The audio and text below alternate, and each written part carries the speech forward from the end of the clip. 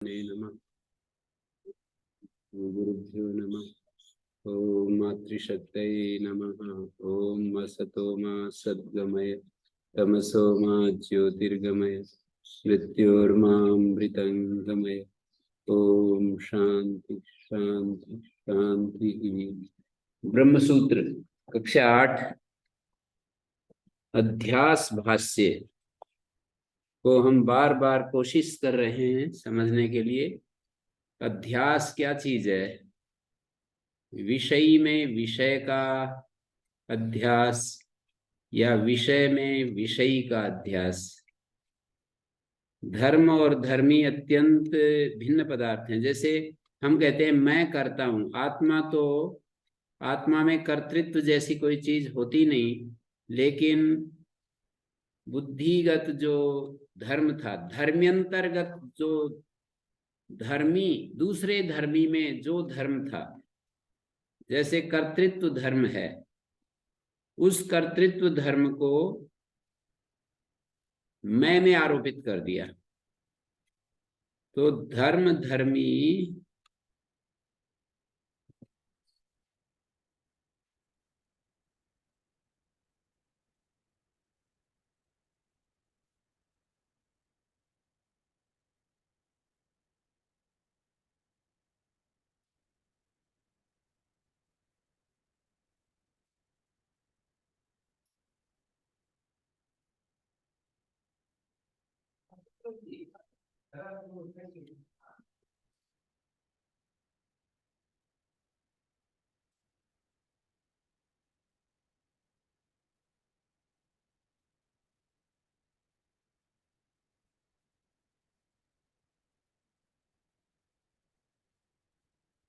ये चलाना पड़ेगा,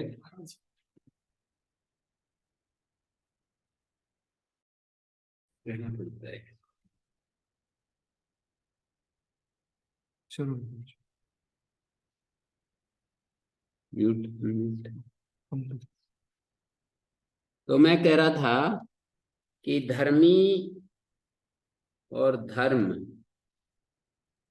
धर्म का आश्रय धर्मी होता है। धर्मी में धर्म रहता है। जो अधिक देश व्यापी है वो धर्मी होता है, और जो अल्प देश व्यापी है वो धर्म होता है। जैसे एक मिट्टी धर्मी है, उसमें बहुत सारे धर्म, सकोरा बन सकता है, उसका घड़ा बन सकता है, उसका तवा बन सकता है, तो उसके कई सारे रूप हो सकते हैं। ये एक धर्म धर्मी को देखने का ढंग है। मिट्टी धर्मी के जो अनेक अनेक आकार प्रकार रूप हमको दिखाई देते हैं, तो वो एक धर्म धर्मी का तरीका है। जैसे बुद्धि में जो कर्तृत्व है, कर्तृत्व एक धर्म है।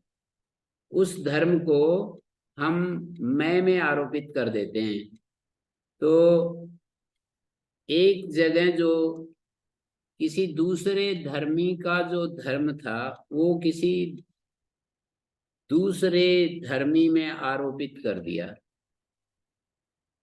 तो यही अध्यास है, जो कि अत्यंत विविक्त पदार्थ हैं। धर्म और धर्मी, धर्म और धर्मी अत्यंत पृथक पदार्थ हैं। अत्यंत विविक्त इसलिए कहा कि दूसरे धर्मी का एक धर्म होता है, और कोई एक दूसरा धर्मी है, उसका धर्म होता है। अब जैसे हम आत्मा का तो धर्म हम इतना ही जानते हैं कि वो चैतन्य स्वरूप है, वो सच्चिदानंद है। इतना ही हम उसको, यदि हम व्यावहारिक भाषा में कहें तो वो एक प्रकार का धर्म कथन हो जाएगा। आत्मा सच्चिदानंद से अलग कोई चीज नहीं, लेकिन फिर भी हम व्यवहार में ऐसा बोलते हैं कि आत्मा सच्चित, आत्मा के ये धर्म है, ऐसा हम बोल देते हैं व्यवहार चलाने में। शब्द ज्ञानानुपाति वस्तु शून्य विकल्प वृत्ति से हम ऐसा कथन कर देते हैं कि आत्मा जो है सत पदार्थ है, आत्मा का चैतन्य, आत्मा का सत्ता, आत्मा की का आनंद, ऐसे हम भेद पूर्वक निर्देश कर देते हैं। तो यहाँ पर फिर एक बार ये शुरुआत में जो बात कही है कि युष्मत अस्मत् प्रत्यय गोचरयो, युष्मत प्रतीति का, प्रत्यय शब्द का अर्थ है प्रतीति, और उसका जो युष्मत प्रतीति के योग्य और अस्मत् प्रतीति के योग्य जो विषय और विषयी हैं, मानी युष्मत प्रतीति के योग्य विषय होता है, अस्मत् प्रतीति के योग्य माने अस्मत् प्रतीति जहां होती है वो विषयी होता है। और ये दोनों तमः प्रकाशवत विरुद्ध स्वभाव वाले हैं, तो इनका इतरेतर भाव अनुपन्न है, एक दूसरे में एक दूसरा नहीं मिल सकता है। तो सिद्धायाम अनुपपत्तौ सिद्धायाम, इनमें इतरेतर भाव अनुपपन्न सिद्ध है, अनुपपत्ति सिद्ध है, अर्थात एक दूसरे में एक दूसरे का भाव संक्रांत नहीं हो सकता। तद धर्माणाम अपि सुतराम इतरेतर भाव अनुपपत्ति, तो उनके जो धर्म है वो भी तो एक दूसरे में नहीं जा सकते। जैसे विषय और विषयी एक दूसरे में संक्रांत नहीं हो सकते, विषय विषय रहेगा, विषयी विषयी रहेगा, इसी तरह से उन विषय के जो धर्म है और विषयी के जो धर्म हैं वो भी, उनकी भी इतरेतर भाव अनुपपत्ति है, वो भी एक दूसरे में संक्रांत नहीं हो सकते। मानी धर्मी का धर्म, धर्मी का जो धर्म है या विषयी का जो धर्म है वो विषय में नहीं जा सकता, ऐसे ही विषय का जो धर्म है वो विषयी में नहीं जा सकता। विषय और विषयी इनके जो धर्म हैं वो एक दूसरे में नहीं जा सकते।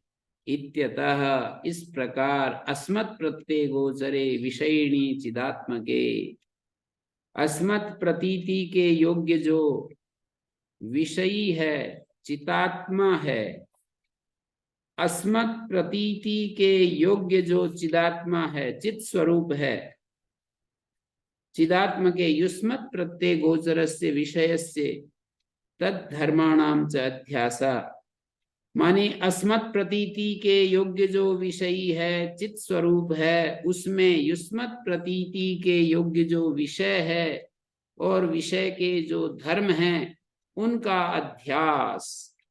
तद विपर्येण, ऑन द अदर हैंड, तद विपर्येण का अर्थ है ऑन द अदर हैंड, विषयिणः तद धर्माणाम च विषय अध्यासो मिथ्येति भवितुम युक्तम, विषयी का और विषयी के धर्मों का विषय में अध्यास मिथ्या इति भवितुम युक्तम, मिथ्येति भवितुम युक्तम।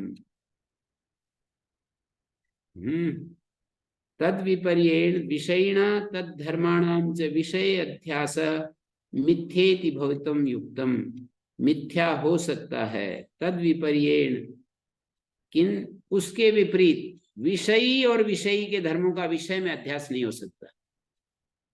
मानी दो बातें कही यहां तक, विषय का और विषय के धर्मों का विषयी में अध्यास मिथ्या ही होगा तो वो अध्यास हो नहीं सकता। मिथ्या का मतलब है वो, उसको हम वास्तव में अध्यास, बस अध्यास ही है वो, और वो अवास्तविक पदार्थ है, वो वास्तव में है नहीं।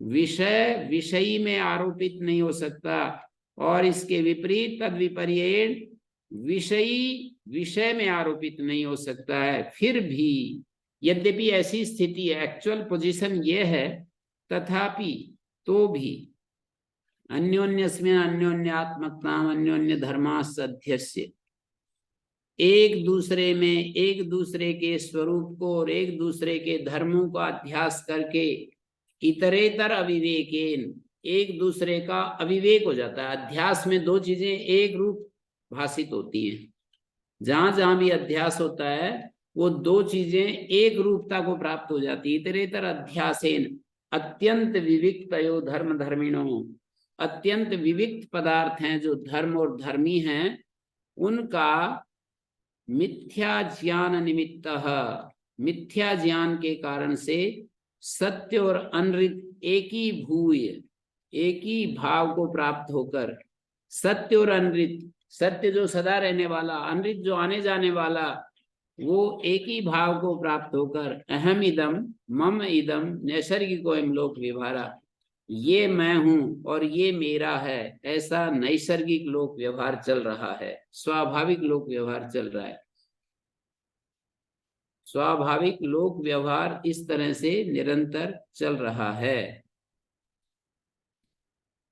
अत्यंत विविक्त बता दिए धर्म और धर्मी, मानी धर्म्यंतर का जो धर्म है वो चूंकि दूसरी जगह आरोपित होता है, जैसे मैं कर्ता, मैंने बताया अहम कर्ता, कर्ता तो बुद्धि का, कर्तृत्व बुद्धि का धर्म है, और उस बुद्धि के धर्म को अहम के ऊपर आरोपित कर दिया जाता है। बुद्धि के धर्म को अहम के ऊपर आरोपित कर दिया, तो इस तरह अहम इदम ममेदम इति नैसर्गिको यम लोक व्यवहारा, नैसर्गिक ये लोक व्यवहार है। तो इसके बाद ये कहते आह कोयम अध्यास, पूर्व पक्षी पूछता है कि अच्छा ये बताओ कि ये अध्यास है क्या चीज। हम ये जानना चाहते हैं, वही प्रश्न कर रहा है पूर्व पक्षी कि ये बताओ कि ये अध्यास क्या चीज है।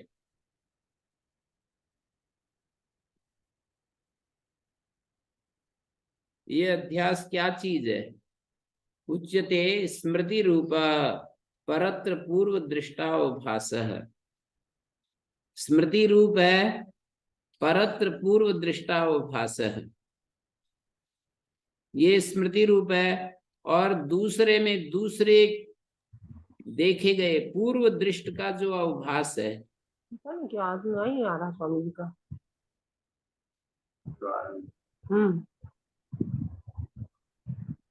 परत्र मेरा पूर्व खोला, वो आदमी खोलता बंद करता रहता है। वो ऐसे ही आदमी भाई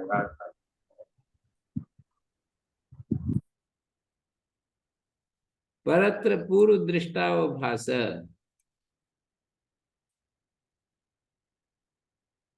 मानी स्मृति रूप होता है अध्यास, और दूसरे में पहले देखे हुए धर्म का अवभास, पहले देखे हुए चीजें दिखाई देने लगती हैं, दूसरी चीज में दिखाई देने लगती है। जैसे पहले हमने सर्प को देखा था, अब रज्जु में दिखाई दे रहा है। पहले रजत को देखा था, अब सुप्तिका में दिखाई दे रहा है। पहले जल को तालाब में देखा था, मरुस्थल में दिखाई दे रहा है। पहले आकाश को देखा था और इधर ये मलिनता देखी थी। पहले हमने मलिनता को देखा था, वो मलिनता अब आकाश में दिखाई दे रही है। पहले एक चंद्र देखा था, वो किसी कारण से दो चंद्र दिखाई दे रहे हैं। पहले कोई चीज हमको एक रूप में देखी थी, अब वो दूसरी चीज में दिखाई दे रही है। परत्र माने दूसरी जगह, माने जो सर्प हमने चलता हुआ धरती पर देखा था, अब वो सर्प रज्जु में दिखाई दे रहा है। जो रजत हमने उसकी दुकान पर देखा था, सुनार की दुकान पर देखा था, वो अब हमें सुक्तिका में दिखाई दे रहा है। जो जल हमने तालाब में, कुएं में देखा था, बाल्टी में देखा था, वो जल जो तालाब में देखा था, खूब सारा देखा था, अब वो हमें मरुस्थल में दिखाई दे रहा है। तो परत्र का मतलब हुआ दूसरी जगह, जैसे रज्जु परत्र है, जैसे सुक्तिका परत्र है, जैसे मरुस्थल परत्र है। और पूर्व दृष्ट का आभास, पहले हमने सर्प देखा था उसका आभास हो रहा है रज्जु में। पूर्व दृष्ट, पहले हमने सर्प देखा है। पहले यदि आज तक सर्प देखा ना होता तो अब रज्जु में हम ये नहीं कहते अरे सर्प है, ऐसा हम नहीं कहते। ऐसे ही पहले हमने यदि पानी न देखा होता तो हम ये नहीं कहते कि अरे पानी दिखाई दे रहा है मरुस्थल में, तो ऐसा नहीं कहते। पहले हमने रजत न देखी होती तो सुक्तिका को देख करके हम ये नहीं कहते अरे कितनी सुंदर रजत है। रजत मानी चांदी, सिल्वर। तो इस तरह से पूर्व दृष्टाभास तम केचित अन्यत्र, कुछ लोग अन्यत्र अन्य धर्माध्यास इति वदन्ति, अन्य में अन्य धर्म का अध्यास कहते हैं इसको। अन्य हो गया रज्जु, अन्य धर्म हो गया सर्प, अन्य में अन्य धर्म का अध्यास, अन्य में अन्य धर्म का अध्यास के चित एवं वदंती। जैसे परत्र परावभास, ऐसे कहा था, परत्र पर दृष्टावभाषा स्मृति रूपो भवति। अध्यास क्या होता है? स्मृति रूप होता है। मतलब स्मर्यते स्मृति, सत्य राजत आदि तस्य रूपम रूपमस्य स्मृति रूपा। स्मृति के रूप के समान रूप है जिसका स्मर्यमाण सदृश।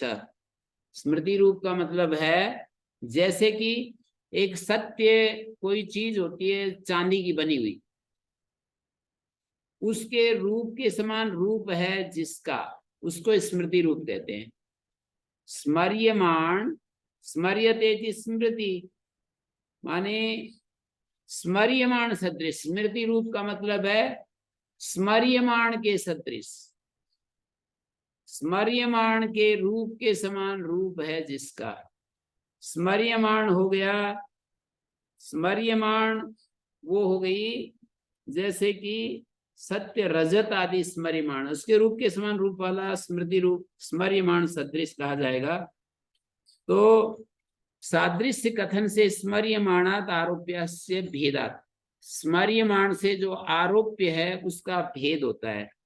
स्मर्यमाण हो गया रजत, और वो अब जो हमने सुक्ति के ऊपर आरोपित कर रहे हैं ये दोनों अलग अलग हैं। स्मर्यमाण तो रजत है जो उसकी दुकान पर रखा है, स्मर्यमाण रजत है जो कि जोहरी की दुकान पर रखा है, सुनार की दुकान पर रखा है। स्मर्यमाण रजत उसके रूप के समान रूप है इस रजत का, जो आरोप्य रजत है। आरोप्य का अर्थ होता है जिसको हम आरोपित करते हैं। जैसे सुक्तिका के सिप्पी के ऊपर हमने आरोपित कर दिया, इसको रजत को आरोपित कर दिया। तो रजत जो है वो आरोप्य, जो स्मर्यमाण रजत है जो हमने सुनार की दुकान में देखा था चांदी को, उस चांदी के समान रूप वाला ये वाला जो आरोप्य रजत है। तो परत्र माने सुक्तिका में पूर्व दृष्टावभास, पूर्व जो देखा गया था, स्मर्यमाण जिसकी हम स्मृति आ रही है, अब स्मृति रूपः पूर्व दृष्ट, पहले जिसको हमने देखा था रजत को, उसका अवभास हो रहा है अब यहाँ पर सुक्तिका में, या रज्जु में सर्प का अवभास हो रहा है। तो स्मर्यमाणात आरोप्य से भेदात न अन्यथा, यहाँ पर जो है तम ये कहा तम केचित अन्यत्र अन्य दृष्टावभास है, अन्य धर्माध्यास है, उसको कुछ लोग अन्य में अन्य धर्म का अध्यास हो रहा है। अन्य तो हो गया सुक्तिका, अन्य धर्म हो गया रजत, अन्य रजत हो गया और उसका धर्म हो गया वैसा ही चमकना आदि।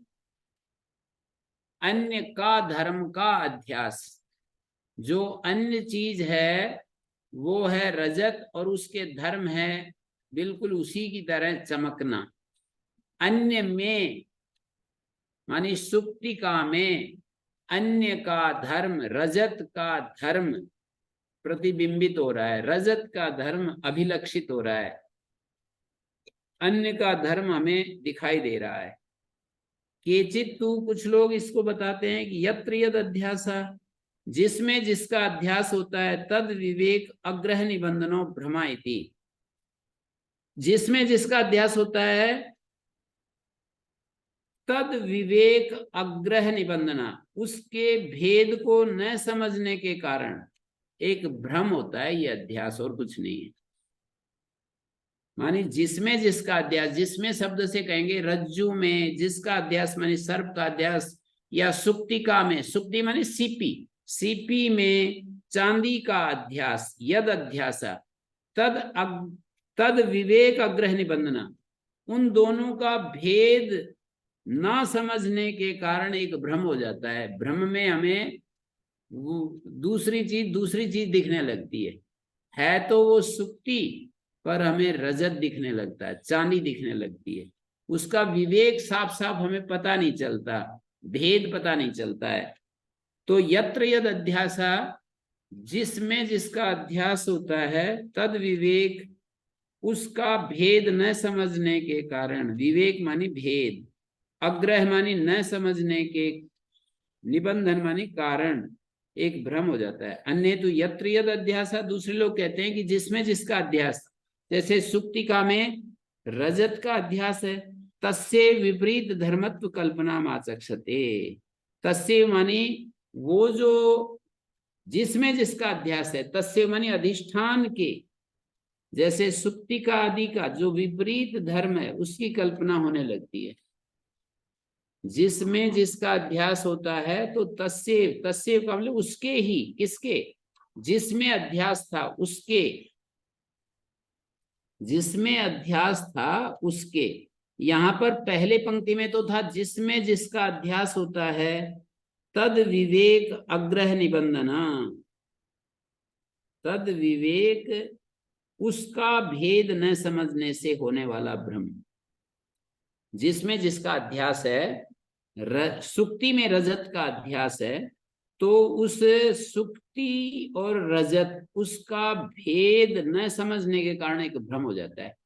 तद विवेक, उन दोनों का भेद न समझने के कारण, उन दोनों का भेद न समझने के कारण, यहां पर तद विवेक मतलब उन दोनों का, कौन कौन, सुक्ति और रजत, उन दोनों का भेद न समझने के कारण,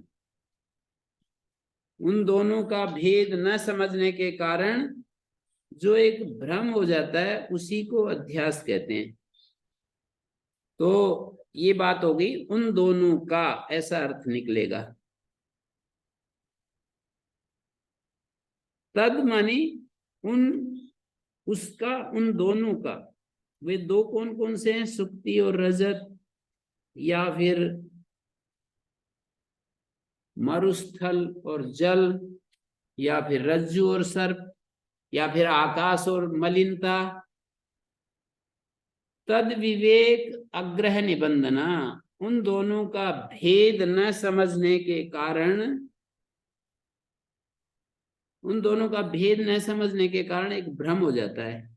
अब इसको कुछ दूसरे लोग, अन्य तो यत्र यद अध्यासा, जिसमें जिसका अध्यास होता है, उस अधिष्ठान जो सुक्ति आदि है ना, उसके विपरीत धर्मत्व की कल्पना को अध्यास कहते हैं। सुक्ति का ही विपरीत धर्म, रज्जु का ही कोई एक विपरीत धर्म हमें, मतलब रज्जु ही दिख जाए तब तो फिर अध्यास कहाँ होगा। रज्जु का ही एक विपरीत धर्म, विरुद्ध धर्म हमको दिखने लगता है, सुक्तिका का एक विपरीत धर्म दिखने लगता है, या मरुस्थल का ही एक विपरीत धर्म जल भी है। मतलब अध्यास में क्या क्या होता है ये अलग अलग लोग अलग अलग ढंग से परिभाषा देते हैं, वो दिखा रहे हैं। तो जिसमें जिसका अध्यास, तो उन दोनों का भेद न समझने से अध्यास भ्रम होता है।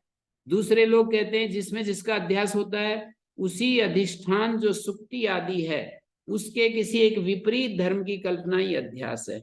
रज्जु के विपरीत धर्म क्या है, रज्जु का ही विपरीत धर्म है सर्प, ऐसे ही सुक्तिका का विपरीत धर्म है रजत, और ऐसे ही मरुस्थल का एक विपरीत धर्म है जल की लहरें, और आकाश का ही एक विपरीत धर्म हो गया है परिस्थितिवश मलिनता, तल मलिन इत्यादि, और एक चंद्र का ही विपरीत धर्म हो गया है दो चंद्र। तो ये इस तरह से हो रहा है। मानी अधिष्ठान जो सुक्ति आदि है उसी के विपरीत धर्म की कल्पना को अध्यास कहते हैं। अधिष्ठानस्य विपरीत धर्म अस्ति एवं कथयन्ति ते, ऐसा कहते हैं वे कि रज्जु का ही एक विपरीत धर्म है सर्प। पहले वाले तो ये कहते थे कि रज्जु में सर्प का अध्यास है, तो उन दोनों का माने रज्जु और सर्प का भेद न समझने के कारण एक भ्रम हो जाता है। रज्जु और सर्प ये दोनों अलग अलग नहीं दिखाई देते। और दूसरे कहते हैं कि जिसमें जिसका अध्यास है उसी अधिष्ठान के सुक्ति आदि जो अधिष्ठान है उसके विपरीत धर्म की कल्पना अध्यास कहते हैं। लेकिन ये तीन बातें कह करके आचार्य कहते हैं, पहला कहा था कि केचिद अन्यत्र अन्य धर्माध्यास, अन्य में अन्य धर्म का अध्यास बताते हैं। माने रज्जु में सर्प का जो धर्म है कैसा, काला काला और लंबा लंबा पतला पतला, ये रज्जु में सर्प का धर्म अध्यास हो गया। ऐसे ही मरुस्थल में जल का धर्म का अध्यास हो गया।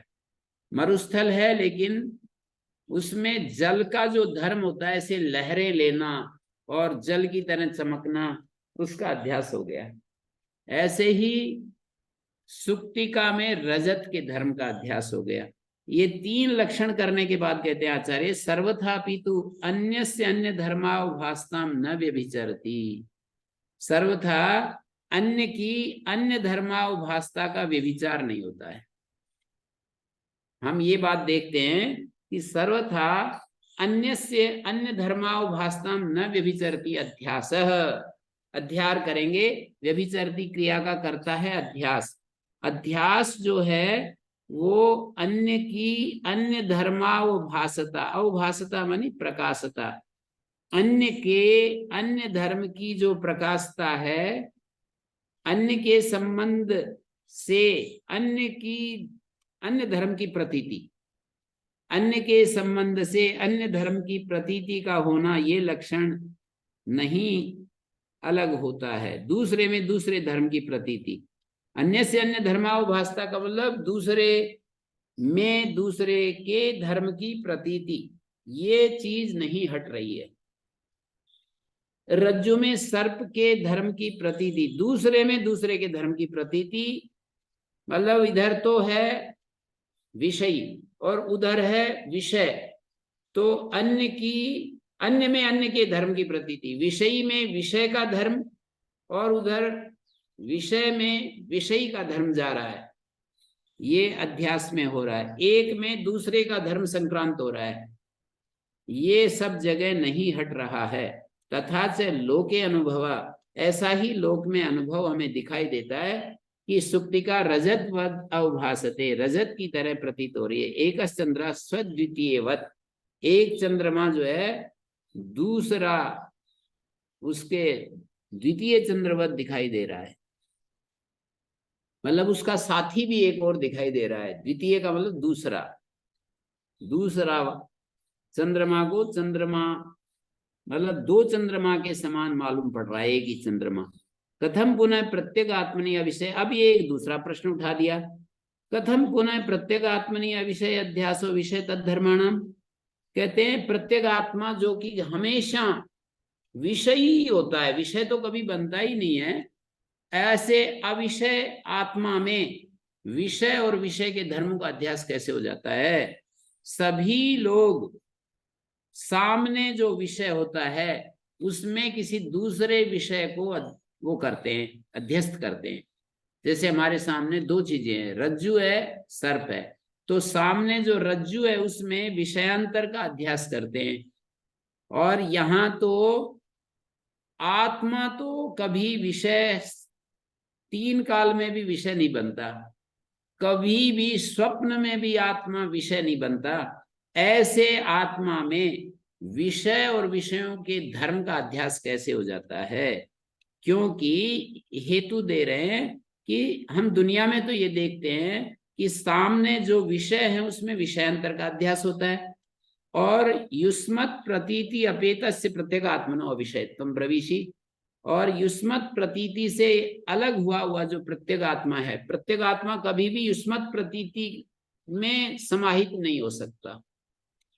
प्रत्यगात्मा कभी भी युष्मत् प्रतीति का भाग नहीं बन सकता है, युष्मत् प्रतीति से हमेशा अलग ही रहता है।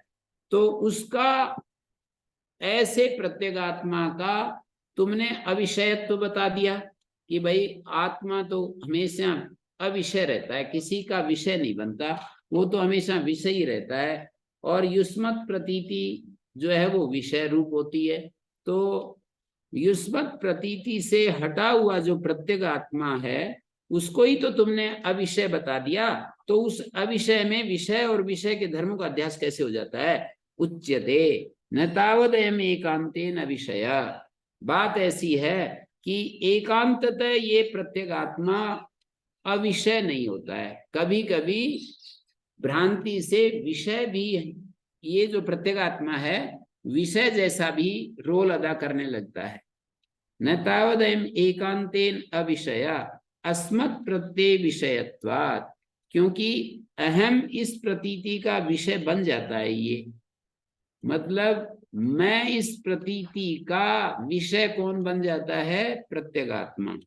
अपरोक्षत्वाच्च, और ये सब को अपरोक्ष है। प्रत्यगात्म प्रसिद्धे, प्रत्यग आत्मा प्रसिद्धे स्वप्रकाश, मानी बच्चे से लेकर पंडित तक आत्मा को संशय आदि शून्य होकर के उनको ये बात सबको ज्ञात है। स्वप्रकाश है वो, स्वप्रकाशत्वेन भासमानत्वात्, स्वप्रकाश होकर के वो प्रतीत होता है, भासमान होता है। आत्मनो अध्यास अधिष्ठानत्वम संभवति, आत्मा का अध्यास का जो अधिष्ठानत्व है वो संभव है। आत्मनो अधिष्ठानत्वम संभवति, आत्मा का जो अधिष्ठानत्व है वो बन जाएगा। और ये अपरोक्ष है और सबको ये प्रतीत हो रहा है। न चायमस्ति नियमा, और आगे कहते हैं ये कोई नियम नहीं है कि सामने कोई चीज होती है तभी दूसरी चीज का अध्यास होता है, ये कोई नियम नहीं है, पक्का नियम नहीं है। विषयांतरम अध्यसितव्यम अप्रत्यक्ष भी, क्योंकि हम लोग में देखते हैं कि आकाश तो दिखाई नहीं देता है, अप्रत्यक्ष है, फिर भी अविवेकी लोग उसमें तल मलिनता आदि का अध्यास कर देते हैं कि आकाश जो है मैला है, आकाश जैसे ऐसा हो रहा है, बिल्कुल एकदम उसमें एक तल जैसा दिखाई देता है, छत जैसी दिखाई देती है। आकाश का क्या छत जैसा दिखाई देना? आकाश तो निरूप है, उसका कोई आकार नहीं, फिर भी हम छत जैसा कहते हैं। ऊपर जब देखते हैं कि देखो कैसा छत जैसा दिखाई दे रहा है। एवं अविरुद्धा प्रत्यगात्मनि अनात्माध्यास, इस प्रकार प्रत्यगात्मा में जो अनात्मा का अध्यास है वो अविरुद्ध है, वो ऐसा नहीं कह सकते कि ये विरुद्ध ही है। मतलब प्रत्यगात्मा में जो अनात्मा का अध्यास, देखिए 24 तत्व हैं सांख्य के अनुसार, तो 24 को हम दो भागों, 25 तत्व हैं सांख्य के अनुसार, 24 एक तरफ है और 25वां एक तरफ है। प्रकृति पुरुष कहते हैं, प्रकृति और प्रकृति के विकार 23 हैं, प्रकृति 24वां है, और आत्मा जो है वो शुद्ध चैतन्य तत्व है। सांख्य का ये सिद्धांत वेदांत को भी मान्य है। तो वेदांत में एक आत्मा है, दूसरा आत्मा से भिन्न जो भी है वो अनात्मा है, ऐसे कह देते हैं। सांख्य की शैली में बोले तो प्रकृति और प्रकृति के विकार सब अनात्म वर्ग में आते हैं। जैसे हमारा बुद्धि है, हमारा अहंकार है, मन है, और 5 ज्ञानेंद्रियां, 5 कर्मेंद्रियां, और फिर मन,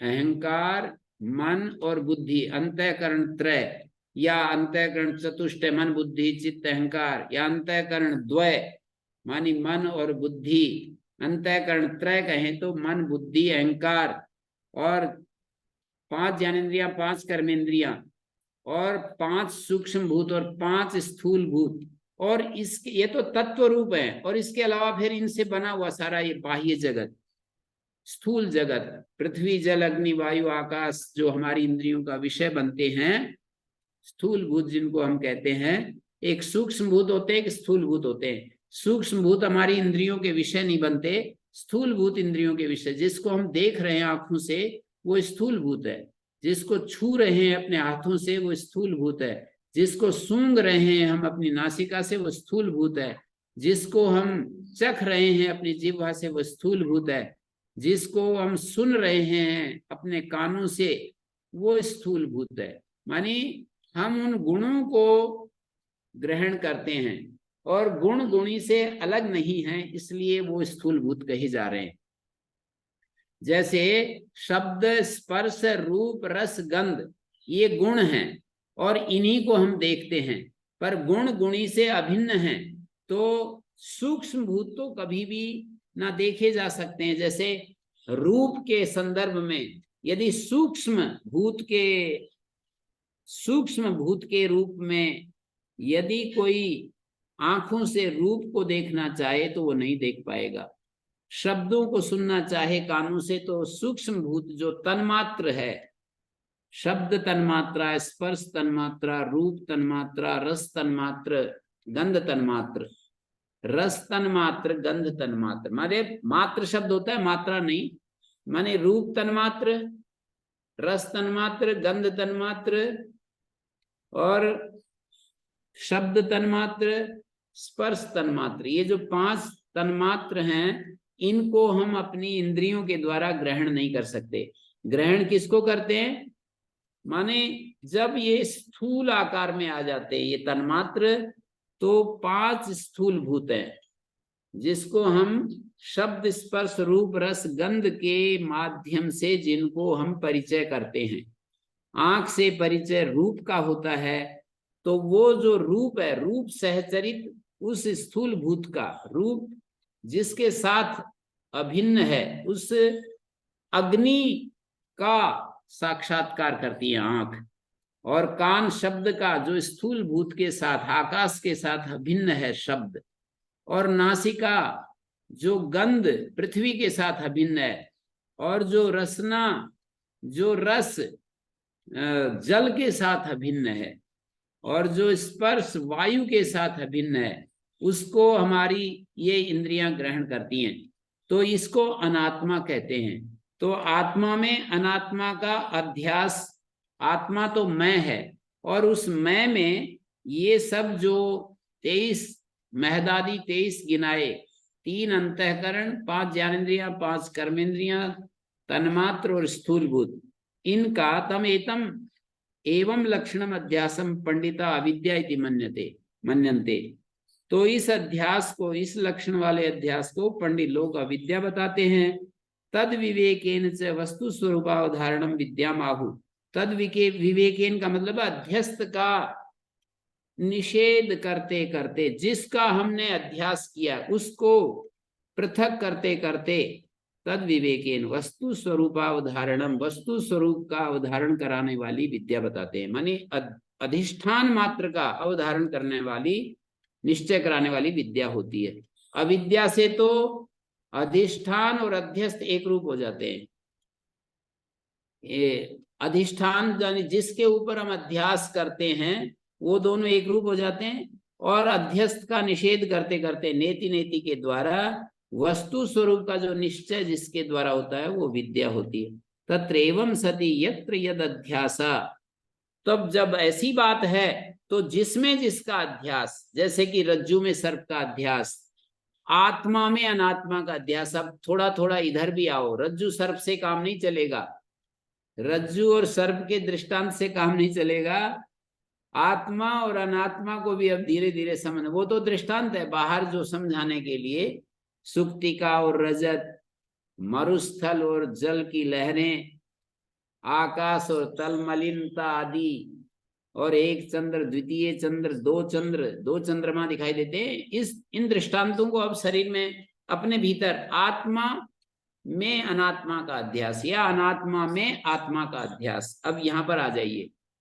मानी हमारा जो मैं होता है उसमें अनात्म जो ये हमारा शरीर है और शरीर के धर्म है, बुद्धि है और बुद्धि का धर्म है, बुद्धि का धर्म जो कर्तृत्ववादी है, और उसको हम एक करके देखते हैं।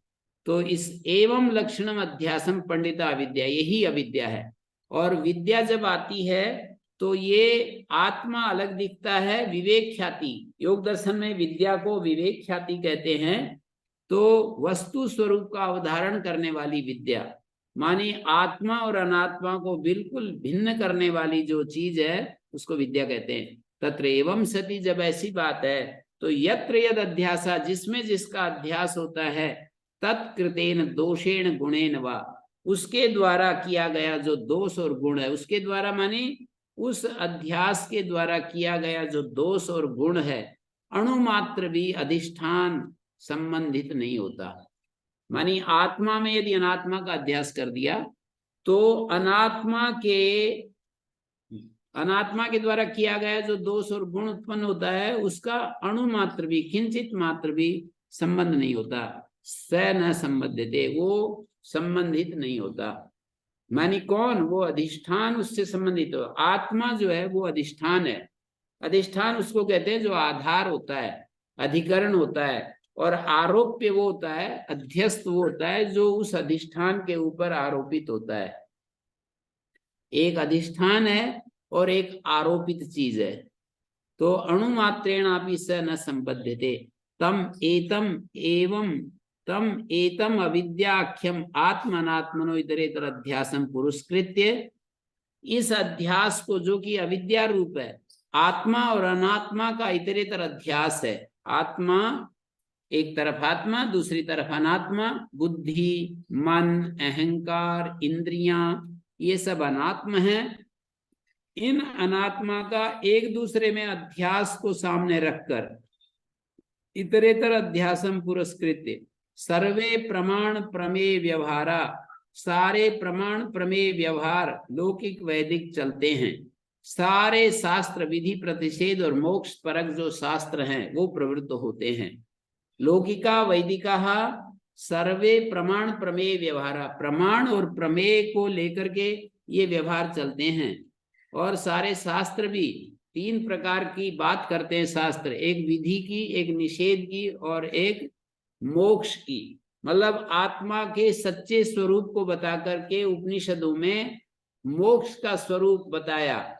और नैयायिकों ने विधि निषेध पूर्वक हमारे जीवन को सुंदर बनाने के लिए, अधिक सुखमय बनाने के लिए, मतलब मोक्ष शास्त्र तो होते हैं दुख को हटाने के लिए। मोक्ष शास्त्र सर्वथा आत्मा के शुद्ध स्वरूप को बताकर दुख को हटाना चाहते हैं। और ये जो नैयायिक लोग हैं जो ये कहते हैं कि आत्मा में ही ये इच्छा, द्वेष, प्रयत्न, सुख, दुख, ज्ञान आदि होते हैं, और हम मरने के बाद भी हमें ही हमारे किए हुए का फल मिलता है, और आज हम कुछ भी पुण्य या पाप करते हैं वो कालांतर में हमें फल देता है सुख और दुख के रूप में। ये जो व्यवस्था है ये जीवन को अधिक सुखमय बनाने के लिए है। तो दो धाराएं हैं, जो अधिक सुखमय जीवन को बनाना चाहते हैं वो अधिक सुखमय बनाने के लिए बीच बीच में दुख के झमेले झेलने पड़ते हैं। अधिक सुखमय बनाने के लिए जीवन के झमेले झेलने पड़ते हैं। जितना बड़े सुख की खोज करते हैं, मतलब सांसारिक सुख की, उतने ही बड़े बड़े झमेले झेलने पड़ते हैं। और आत्मा का शुद्धतम रूप जानने के लिए हमें तत्व ज्ञान प्राप्त करना होता है। आत्मा का तत्व ज्ञान, सुख का तत्व ज्ञान, दुख का तत्व ज्ञान। रमन महर्षि ने एक बड़ी सुंदर बात कही, और वो ये कहा कि भाई हमें जब कोई विषय का सुख मिलता है तो वो इसलिए सुख मिलता दिखता है कि उस क्षण हमारी कोई कामना नहीं रहती, और कामना न रहने से आत्मा जो उसका जो आनंद स्वरूप है वो रिफ्लेक्ट हो जाता है, वो प्रकट हो जाता है। इतनी अच्छी बात कही है।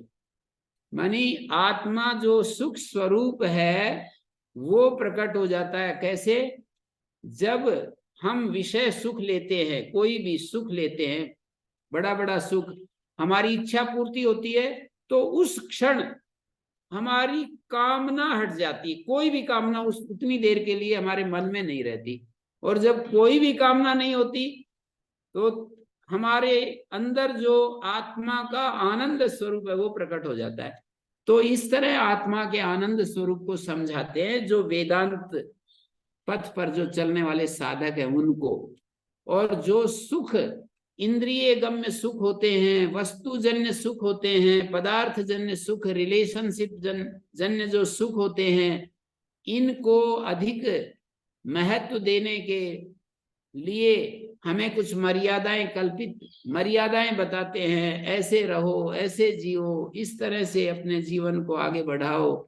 तो ये विधि निषेध और मोक्ष परक शास्त्र जो है किस तरह से प्रवृत्त हुए, तो कह रहे हैं कि अविद्याख्य जो ये आत्मा और अनात्मा का जो इतरेतर अध्यास है, आत्मा और अनात्मा का जो इतरेतर अध्यास, इसको सामने रख करके ही सारे प्रमाण, प्रमेय, व्यवहार, लौकिक वैदिक, लौकिक का मतलब जितने भी हम काम काज करते हैं, वृद्धों की सेवा करते हैं, बच्चों का पालन पोषण करते हैं, बच्चों को जन्म देते हैं, गाय आदि रखते हैं और पेड़ लगाते हैं और राजनीति में नेतृत्व करते हैं, ये सारे आजकल की भाषा में टेक्नोलॉजी में काम करते हैं और कंप्यूटर में काम करते हैं, ये सारे लौकिक व्यवहार और वैदिक व्यवहार, प्रमाण, प्रमेय, व्यवहार, सारे के सारे अध्यास के चलते ही प्रवृत्त होते हैं। शास्त्र भी अध्यास के चलते ही प्रवृत्त होते हैं।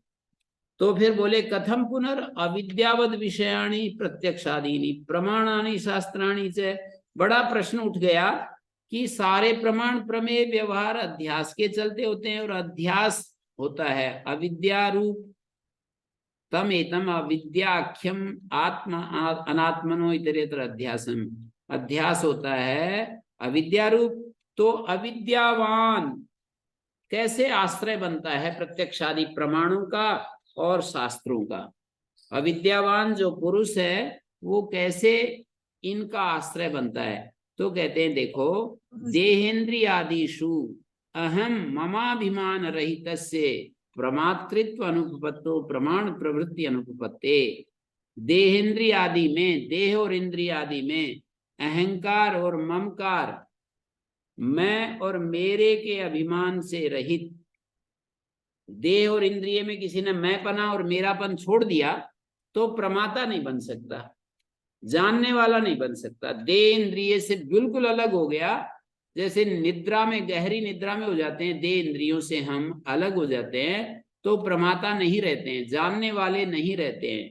तो ऐसे ही जागृत अवस्था में भी यदि देह इंद्रिय से हम अलग हो जाएं, उसी को योग दर्शन में निर्विकल्प वो असंप्रज्ञात समाधि कहते हैं। वहां देह इंद्रियों से अपना मैं और मेरा भाव छूट जाता है, तो इसलिए हम वहां कोई हमें ज्ञान नहीं होता, बाह्य ज्ञान से रहित हो जाते, प्रमाता नहीं होते हैं हम वहां पर। तो प्रमाण प्रवृत्ति अनुपत्ति, प्रमाता नहीं होंगे तो प्रमाण की प्रवृत्ति भी नहीं चल सकती आगे कि कौन ठीक है कौन गलत है। प्रमाण तो गलत और ठीक को सिद्ध करने के लिए ही साधन बनता है ना। तो प्रमाण प्रवृत्ति अनुपत्ति नहीं इंद्रियाणी अनुपादाय। और दूसरी बात कही कि इंद्रियों को बिना आश्रय लिए प्रत्यक्ष आदि व्यवहार संभव होंगे। कोई व्यक्ति इंद्रियों का सहारा लिए बिना प्रत्यक्ष आदि व्यवहार कैसे करेगा। और न च अधिष्ठानम अंतरेण, और ये जो शरीर अधिष्ठान है इंद्रियों का, शरीर अधिष्ठान है, सारे शरीर आदि का अधिष्ठान तो आत्मा बता देंगे, लेकिन इंद्रियों का अधिष्ठान शरीर बता रहे हैं। न च अधिष्ठानम अंतरेण, इस शरीर के बिना इंद्रियों का व्यवहार कैसे चलेगा। और न च अनध्यस्त आत्मभावेन देहेन, और जिसको आत्मभाव अनध्यस्त है, आत्मभाव जिसका, ऐसा देह, माने अनध्यस्त है आत्मभाव जिसमें, आत्म तादात्म्य, आत्मभाव का मतलब आत्म तादात्म्य, अनध्यस्त है आत्म तादात्म्य जिसमें, उसके द्वारा न च अनध्यस्त आत्मभावेन देहेन, अनध्यस्त आत्मभाव वाले देह के द्वारा कश्चिद व्याप्रियते, कोई व्यक्ति कुछ काम नहीं कर सकता है। व्याप्रियते का मतलब कोई व्यक्ति कुछ व्यापार नहीं कर सकता, कार्य नहीं कर सकता है। जब तक आत्म भाव का देह में अध्यास नहीं हो जाए तो वो आदमी ये नहीं कह सकता कि मैं ये काम कर रहा हूं, मैं ये काम नहीं करूंगा, मुझे ये कर रास्ते पर चलना है, मुझे उस रास्ते पर चलना है। आत्म भाव, आत्म तादात्म्य जब शरीर के साथ होता है तब ये सारे व्यवहार चलने लगते हैं। न चेतस्मिन सर्वस्मिन असति, और ये सब चीजें नहीं, कौन सी, शुरू से बताया कि देन्द्रियादि में मैं और मेरा अभिमान रहित व्यक्ति का प्रमातृत्व अनुपन्न है, मानी वो प्रमाता नहीं हो सकता, फिर प्रमाण प्रवृत्ति भी नहीं चलेगी, और इंद्रियों को बिना लिए प्रत्यक्ष आदि व्यवहार नहीं चलेंगे, और शरीर का अधिष्ठान बनाए बिना इंद्रियों के व्यवहार नहीं होंगे। और जब तक आत्मा इस हमारी देह के साथ तादात्म्य को प्राप्त नहीं होता तब तक हमारा कोई काम नहीं होगा। तो एतस्मिन् सर्वस्मिन् सति, और ये सारी चीजें यदि नहीं बीच में आती तो असंग आत्मा का प्रमातृत्व उपलब्धते, असंग आत्मा कभी भी प्रमाता के रूप में नहीं आ सकता। न च प्रमातृत्व अंतरेण, और जब आत्मा प्रमाता नहीं बनता तो प्रमाण की प्रवृत्ति नहीं होती। प्रमाण जो होते हैं, प्रत्यक्ष, अनुमान, आगम इत्यादि जो भी प्रमाण, मुख्य कम से कम 3 प्रमाण होते हैं, तो प्रत्यक्ष प्रमाण की भी प्रवृत्ति नहीं होगी प्रमाता बने बिना, और अनुमान की भी प्रवृत्ति नहीं होगी, और आगम की भी प्रवृत्ति नहीं होती। तस्माद् अविद्यावद विषयाणि एव प्रत्यक्षादीनि प्रमाणानि शास्त्राणि च, इसलिए अविद्यावान पुरुष ही इनका आश्रय बनता है। अविद्यावान पुरुष का मतलब ये योग दर्शन की अविद्या जो है, योग दर्शन की अविद्या के जो गहरे रूप है ना, उदार रूप, वो वाली आप अविद्या मत लीजिए, जो कि अपवित्र में पवित्र बुद्धि और दुख में सुख बुद्धि, इस तरह का जो रूप है। अनात्म में उस अविद्या को आप अनात्म में आत्म बुद्धि, इतना तो थोड़ा सा टच होना चाहिए, बहुत ज्यादा नहीं। तो अनात्म में आत्म बुद्धि और अनित्य में नित्य बुद्धि, थोड़ा सा टच तो होना चाहिए। बहुत ज्यादा अनात्म में आत्म बुद्धि भी होती है गहरी, और अनित्य में नित्य बुद्धि भी गहरी हो सकती है, लेकिन थोड़ा सा टच जो है ना अविद्या का चाहिए, तब हम ये अध्यास को प्राप्त होंगे। और इसी को योग दर्शन की भाषा में अस्मिता क्लेश कहा है। दृक् दर्शन सत्यो एकात्मता इव अस्मिता, दृक् दर्शन सत्यो एकात्मतेव अस्मिता, एकात्मता जैसी स्थिति अस्मिता कहलाती है। इसी को अविद्यावद विषयाणि, मतलब अविद्यावान पुरुष, अस्मिता क्लेश वाला जो पुरुष है, अर्थात दृक् शक्ति दर्शन शक्ति की जो एकात्मता हो जाती है, तभी प्रत्यक्ष आदि प्रमाण और शास्त्रों का व्यापार चलता है। पश्वादि भिश्च विशेषात, पशुआदियों के साथ भी ये अविशेषता हमें दिखाई देती है। जैसे पशु आदि शब्दादि भी श्रोत्रादि नाम संबंधे सति, जैसे पशुआदि जो होते हैं वो शब्दादि के साथ श्रोत्रादि इंद्रियों का संबंध होने पर, शब्दादि विज्ञान के प्रतिकूल होने पर, उनको जब ये समझ में आता है कि ये तो है तेरे को मारेगा, तो वहां से भाग जाते हैं। खूब देखता हूं मैं तो, जब हमारे गाय आदि पशु ये समझती हैं कि ये मुझे मारेगा, मेरे को, जैसे एक गाय को मैंने देखा, बड़े बड़े सींग हैं, वो राजस्थान की गाय है, इतना प्रेम करती है, जैसे ही मैं गौशाला में जाऊंगा तो भाग करके मेरे पास आएगी और खड़ी हो जाएगी। पर उसको कभी मान लीजिए पकड़ करके उसको इंजेक्शन लगाने के लिए ही हम वो करते हैं, उसको पकड़ कर ले जाते चाहते हैं, तो सारे यूं कहते हैं कि गुरुजी को बुलाओ, उनके पास आती है ये।